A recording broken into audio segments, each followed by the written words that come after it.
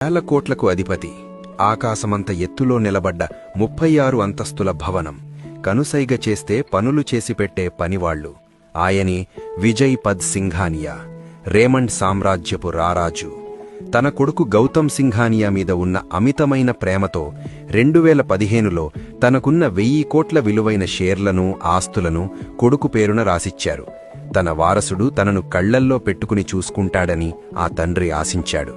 కాని Karl Marx చెప్పినట్లు మానవ సంబంధాలన్నీ ఆర్థిక సంబంధాలే అని ఆ కొడుకు నిరూపించాడు. ఆస్తి చేతికి రాగానే తండ్రి బరువుగా మారాడు.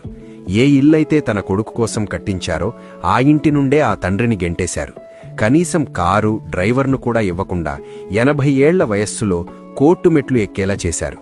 ఒకప్పుడు దేశాన్ని ఏలిన వ్యాపారవేత్త నేడు అద్దె ఇంట్లో ఉంటూ న్యాయం కోసం యుద్ధం చేస్తున్నారు.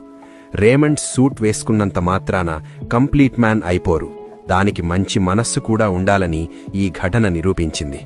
తల్లిదండ్రులారా, మీ పిల్లలను ప్రేమించండి, తప్పులేదు. కాని మీ వృద్ధాప్యానికి భరోసా ఇచ్చే ఆర్థిక కర్రను మాత్రం చేజార్చుకోకండి. ప్రాణం ఉన్నంతవరకు మీ ఆస్తి మీ చేతిలోనే ఉండాలి. ఎందుకంటే కలియుగంలో ప్రేమలు, ఆస్తులు ఉన్నంతవరకే.